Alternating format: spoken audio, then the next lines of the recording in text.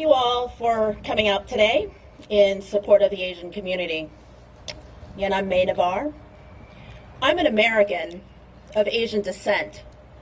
I repeat, I'm an American. I mourn, thank you. I repeat, I'm American.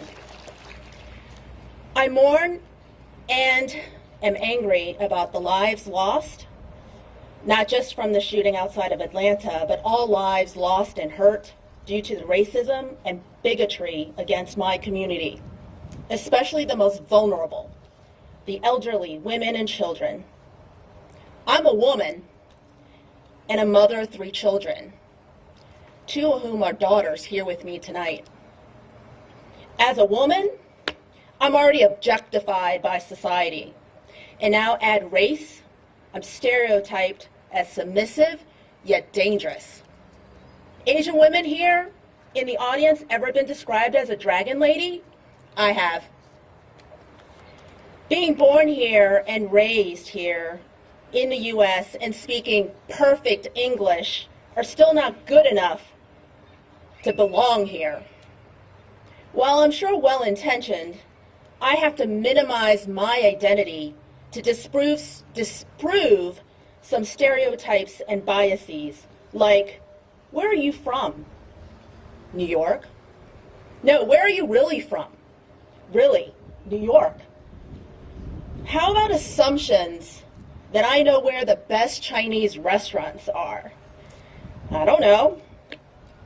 And then think, would you ask non-Asians about their restaurants representing their home countries too? How about having to change my leadership style to conform? Be told, get on the team, do everything above and beyond, and still be overlooked for advancement. To continuously have to remind others to include us only validates how we're just the invisible or forgotten minority, or the, quote, model minority,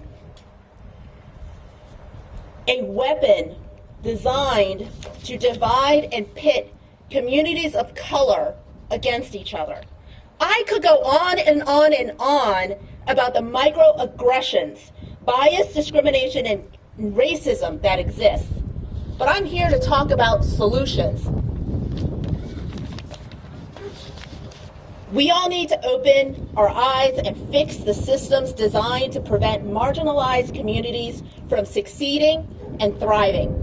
This is about equity and anti-racism, not anti-white or a zero-sum game or race Olympics.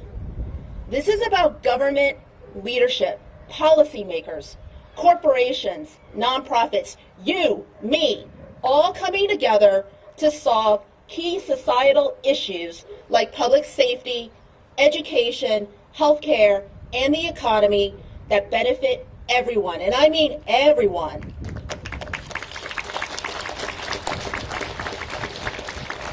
So what are we all going to do about it? It's important to use your voice and your platforms to say enough is enough. I will continue to use mine. One of my many hats is serving on and chairing the Virginia Asian Advisory Board, a board of 18 citizens whose purpose is to advise the governor on issues impacting the Asian community in the Commonwealth and to make recommendations and solutions. We will continue to work with the administration on the needs of our community. Some examples. We need more actions to address public safety and hate crimes now. We need more actions in education to protect our children from bullying. We need more mental health support for our families.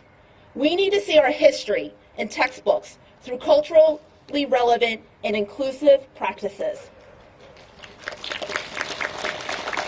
We need more actions to protect our healthcare professionals, many of whom are women of Asian descent.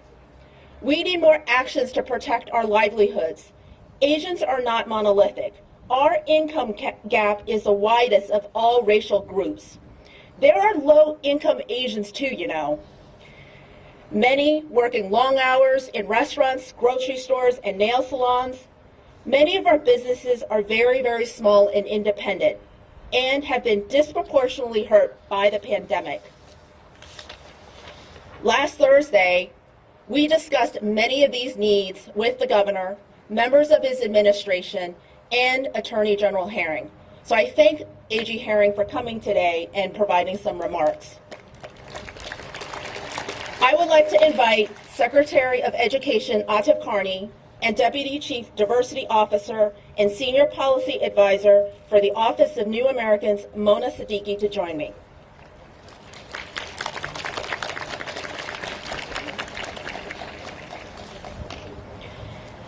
Secretary Carney and Deputy Chief Siddiqui are part of a core team working on a number of solutions for our community. And the governor will be making some major announcements this week as a result. So work is getting done. And to elaborate a little bit more, I invite Deputy Chief Siddiqui to say a few words, and then we'll turn it over to Secretary Carney for his remarks. Thank you.